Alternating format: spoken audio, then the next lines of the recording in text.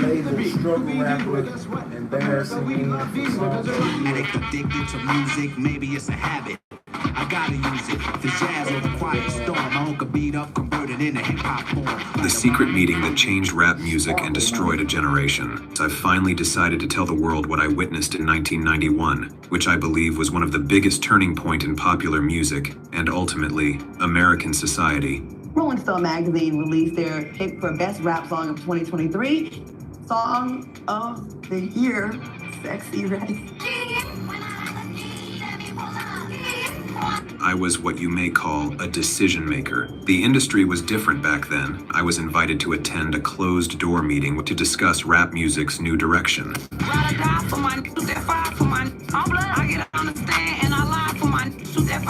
I think it's insulting to us as a culture and as a people. There's a short shelf life on this. Yeah, they said, did I sell my soul? Should I just tell them the truth? Are you in love now, Sexy Red? Yeah, with the money. Demonstrate your gift, not your breast. Demonstrate your gift, not what is between your legs. The American people have an appetite like a swine, and you are feeding the swine with the filth of degenerate culture. We gotta stop it. Greetings, your polite savages, and welcome to another Tip Talk. I woke up this morning and We do have to get into understanding how the mind is controlled. Excuse me. The mind is controlled through the media, what we ingest, what we take in, what we focus our time and attention on. The music, the TV shows, the movies, the radio. These things can warp us into thinking this is what reality is. If you're a music fan, but you're not listening to things like country music, blues, jazz, let's say bluegrass, let's say smooth R&B, neo soul, shit that's not super sexual, not talking about drug usage, basically storytelling or calm music, and you was to turn on to hip hop or rap, from gangster to trap or whatever, the drill. If you listen to that shit all day, you gonna be ready to spend some, sell some dope, pimp a bitch, and all type of shit. So it is critical to have a balance and understanding that shit you hear is not real life. The beat might be slamming, that might be some shit they got going on, but you don't get in that mix. Let's see. I realized that Sexy Red, the struggle dusty rapper of them all, has won Rolling Stone Song of the Year. Not J. Cole, not anything from Killer Mike's Michael album. Nope. Stop.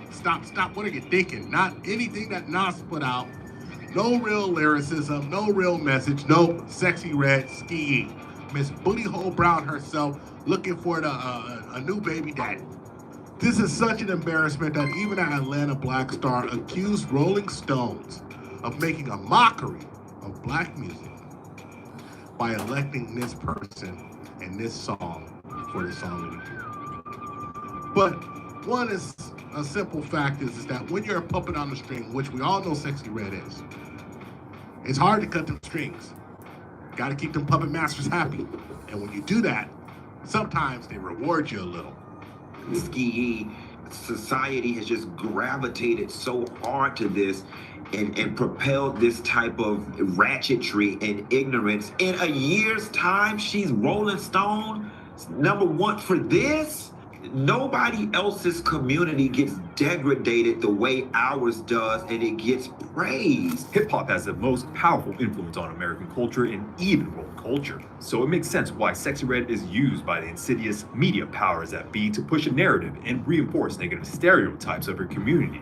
Even saying all of this, Sexy Red is also the collective unconscious symbol of female sensual empowerment by society. Renowned psychologist Carl Jung described the collective unconscious as common to all human beings and is responsible for a number of deep-seated beliefs and instincts, such as spirituality, sexual behavior, and life and death instincts. Sexy Red is the manifestation in the archetype of female empowerment and liberation you see on social media, used as a scapegoat and a cover for non-black women to be more sexually empowered, emboldened, and liberated than ever before. Programmed by the music to do raunchy things themselves, bringing more chaos to society and dismantle the nuclear family unit. Does being promiscuous affect a person's ability to have a long-term relationship? No. Exactly. I think being promiscuous is fine, but obviously knowing the line is the most important thing. Men don't have a say in women's sex life. Do you think the sexual empowerment of women in any way contributes to their own objectification? No. Does the fact that and only ifs exist prove that women are okay being objectified as long as they're getting paid? No. It means that we can use our body the way that we want to without men's control. Do you consider work to be real work? Yes. Yes. And if you don't, you suck. Why are women more accepting of women who can sell but are less likely to accept a man who can buy it? Because it's empowering to be able to do what you want with your body when you want to be able to do it. But isn't that like shaming your own customers? No. Well, how can you be a victim of your own product? Because it's my body. My body, my choice. My body, my choice. Social media enables and amplifies this behavior as a gigantic echo chamber of reverberating toxic influence. What used to be exclusive to spicy adult entertainment is now the norm on the internet. Sexy Red is really just a reflection of the culture. And I'm not talking about the culture only pertaining to African American women, but she represents the emerging collective unconscious of women in Western society that wants to do what Sexy Red does on the DL. Every time we produce culturally degenerate films and tapes, putting a string in our women's backside and parading them before the world, every time we do things like this, we are feeding the degenerate mind of supremacy. And I want us to stop feeding that mind and let that mind die a natural death. And you know, it's well documented. There's a lot of folks who aren't into this message. There's a lot of folks who listen to this music and it appalls them. There's a lot of folks who hear Booty Hole Brown and they think absolutely this is out of bounds, and how did it make it to the radio? I mean, back in my day, you couldn't say things like this on the radio. You couldn't say any innuendos. You had to disguise it. You had to sneak it in. You had to Trojan horse it. You had to be clever. But right now, this is just out in the open. So, you know, we have comments like this. Just a damn shame how this trash continues to influence our young society. But what we really need to recognize is that what this comment is saying. The biggest problem is the community is supporting this. Thank you. Because it's the community that's supporting. That's the problem. Y'all can say, oh, what it, for the ones who saying Sexy Red, Cardi B, Megan Thee Stallion, Nicki Minaj, Ice Spice, the other bitch who talking about getting stretched out, Sukiyama.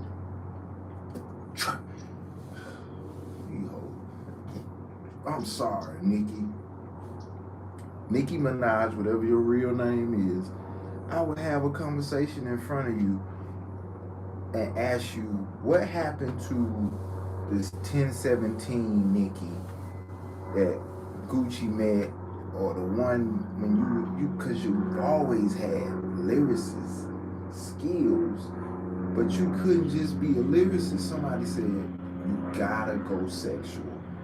Even if you talking violent shit, you gotta be titties up, ass out, pussy print up to get the message out. Nobody want no Queen Latifah, Missy Elliott. Even if you're not fat, you trying to tell me niggas would not look at Nicki Minaj in a non-bathing suit? Yes, they would. She was beautiful. Lil' Kim was beautiful. If she wasn't pushing sex, she'd be beautiful. Look at all the other women who ain't pushing sex that niggas love to death. Niggas love, bro. Megan Good just one of them names. And there's so many more. Halle Berry growing up was a staple. Before Monster Ball, she was not pushing no sex. Goddamn, that white boy got the goddamn. Ooh, I still take Halle up through there. Megan might be fucking with her. I don't give a fuck. This is a wham bam thank you ma'am. This ain't the long stay. You know what I'm talking about? The culture of the individuals who don't fuck with this, I believe, is more or less damn near even with those who were goddamn fucking with it the long way. Extremely long way up the street with it. On my mom. Shit out of control. Y'all supporting that weak ass shit. I was talking to one of my uncles the other day, and we were talking about how most of these women, Megan wasn't married, but she had a dude. Nicki at home married. Cardi B at home married. Beyonce at home married. Sierra at home married. Sexy Red getting pregnant by niggas in jail or going to prison, so that was she got. Sukiyana getting pregnant by niggas going to jail or goddamn coming home or whatever. Them the only two ain't got no niggas supposedly, but they shit. I think them two, Ice Spice, I don't know what the fuck she got going on. Most of them just getting ran through. There's a few other ones out here that are just, who are they? What's your real skill? What are you talking about exactly? Nathaniel Johnson Jr.? If we don't support it, they're not going to do it. I mean, we have to understand that even if there's a grand conspiracy, nobody executes grand conspiracies for free. At the bottom of every conspiracy, you follow the money. Follow the money and see who's making the money. Cut off the money, it goes away.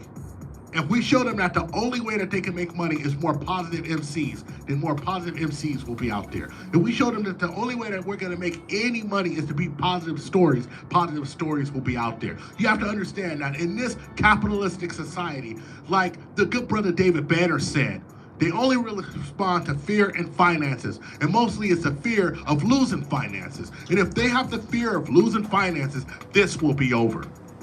And this is why we can never let up on this. This is why every 2 months, every 2 weeks, every 2 days if necessary, we will make another video about this issue.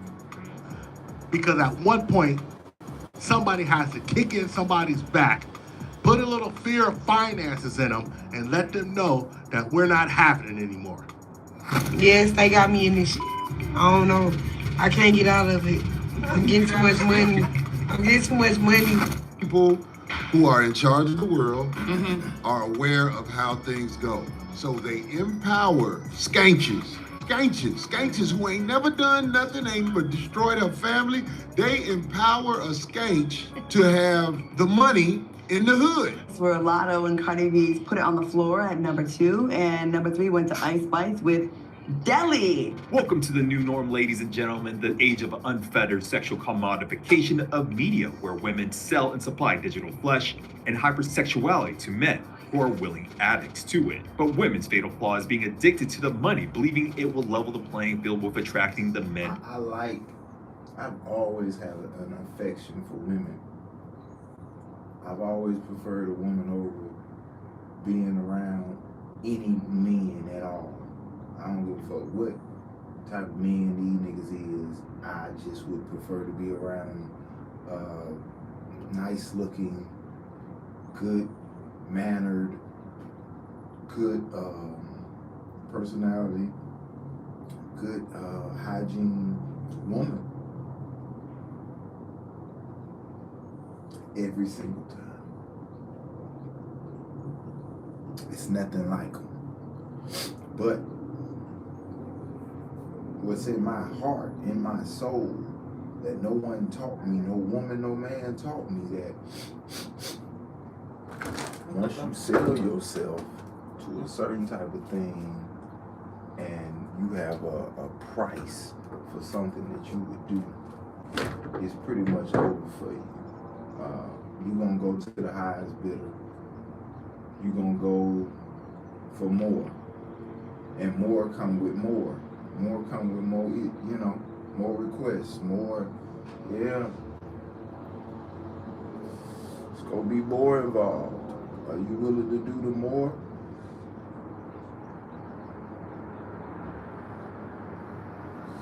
You trying to do the more?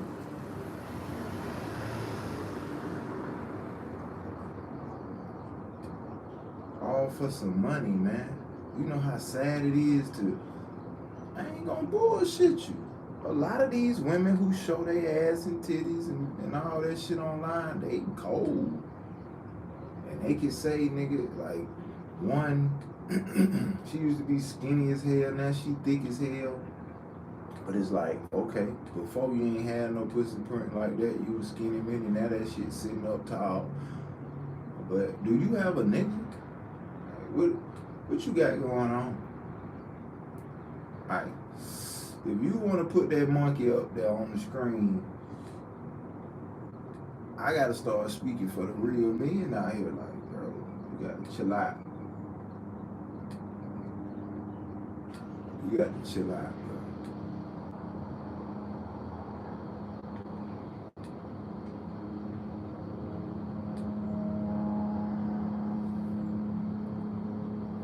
The men of their dreams to them. Money is the ultimate drug as it gets you more status, more assets, more access, and more property, more power. But ladies, not the kind of men you want. The good, prim, and proper women are gaining more leverage at an unprecedented rate from fair and unfair double standard advantages. Ladies should have opportunities to make money from legitimate paths, but now money-making opportunities on the internet are helping to fast-track the average ordinary opportunistic strumpets and trollops, going from rags to riches, earning money off their looks and their sensuality from hapless simps.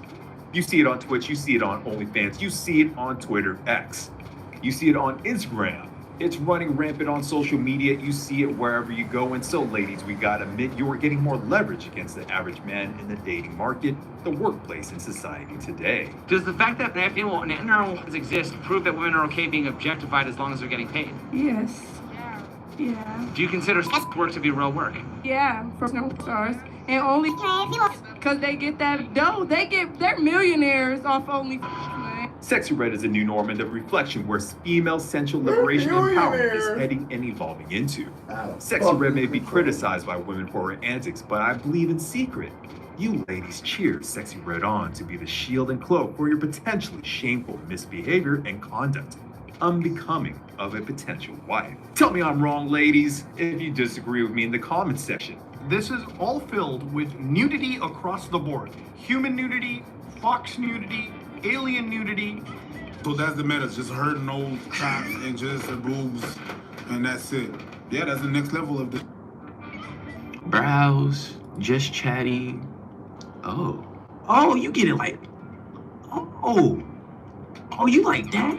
1, 2, 3, 4, 5. This is considered art now. Imagine you got a kid and you walk in and you see this on your TV in the living room. This is crazy. But every time I see something like this, it reminds me to an article I read years ago about a secret hip-hop meeting in 1991. And this meeting is known by a lot of industry insiders. A lot of people have attested to it. Too Short says something about it. And basically, this meeting was to put a kibosh on the positive message that hip-hop was having in the 90s. I mean, if you rewind your mind back, you would have KRS-One in the late 80s. You would have Public Enemy in the late 80s. Even rappers like Ice-T, when they talk of the game-oriented street rap, at the end, there was a more positive outcome and a positive message. Or at least letting you know the consequences of the actions. So what this alleged secret meeting said was that they were going to eliminate positive rap altogether. And only the negative would be pushed. Among the attendees was a small group of unfamiliar faces who stayed to themselves. He then gave the floor to a man who he briefly praised all of us for the success we had achieved in our industry. He explained that the companies we work for had invested millions into the building of privately owned prisons, and that our positions of influence in the music industry would actually impact the profitability of these investments. These prisons were built by privately owned companies who received funding from the government based on the number of inmates. He told us that since our employers had become silent investors in this prison business, it was now in their interest to make sure that these prisons remained filled. Our job would be to help make this happen by marketing music which promotes criminal behavior, rap being the music of choice. You're looking for some weed, let me call mine. On a block, we'll take like they don't think. It's cause I'm down for my I ride Get up on my trap house. I've been selling packs like the 5th grade. If it's a problem, we gon' go and ball. Shots popping out the AR. Man going in, it's on with mine. Everybody catch a bullet holes. I'ma run out with that gun on him. I considered speaking out publicly at the risk of losing my job, and I wasn't willing to risk anything happening to my family. Rap acts that talked about politics or harmless fun were quickly fading away as gangster rap started dominating the airwaves. Only a few months had passed since the meeting, but I suspect that the ideas presented that day had been successfully implemented. It was as if the order had been given to all major label executives. The music was climbing the charts, and most companies were more than happy to capitalize on it. Each one was churning out their very own gangster rap acts on an assembly line. Everyone bought into it, consumers included. I spoke to a few of my peers in the industry to get their opinions on the new trend, but was told repeatedly that it was all about supply and demand. Sadly, many of them even expressed that the music reinforced their prejudice of minorities. I see how the criminalization of rap music played a big part in promoting racial stereotypes and misguided so many impressionable young minds into adopting these glorified criminal behaviors, which often lead to incarceration. The least I can do now is to share my story, hoping that fans of rap music realize how they've been used for the past 2 decades. Now, this meeting was supposed to happen in 1991, and there is no surprise that after that meeting allegedly happened, gangster rap became the #1 idiom of rap music to be pushed. We had the rise of Tupac, Biggie, Jay-Z, fast forward more to drill rap, fast forward now to the 304 era. It seems like if you're gonna put on your 10 conspiracy hats and say that there is an agenda being pushed, it seems like indeed the agenda has been pushed all the way there to the fact where a lot of folks say just throw the whole culture away. For this past Halloween, a lot of moms dressed their daughters up as Sexy Red. Because you're not obligated to be anybody's role model, Yeah. but do you feel a type of way about it? That's what's up, like, cause Yeah. when I was little, I mean, we looked up to the older girls and stuff. Even the ones that was bad, like, they ain't no bad people. We still looked up to them. You know, they was probably talking crazy. It don't mean nothing. Is Sexy Red doing this on purpose? Yes, to make more money. She said it herself multiple times. So who cares if it destroys the community? Who cares if it destroys the youth, causing societal disintegration and deconstruction, with the people becoming collateral damage to its ravaging effects? Money, status, power. The powers that be create and maintain a system to further divide the haves and the have-nots, the free and the imprisoned, metaphorically and literally, mentally and emotionally, physically and spiritually. Those sinister forces work through many agents willingly. Some don't even know they are being controlled, which makes them even more dangerous. As most of these agents are simply controlled by the almighty dollar, Sexy Red, as with most humans, is controlled by money. Simple as that. Who could blame her? What would you do if you were in her position? Hopefully you'd be strong enough to resist the temptation of life-changing money.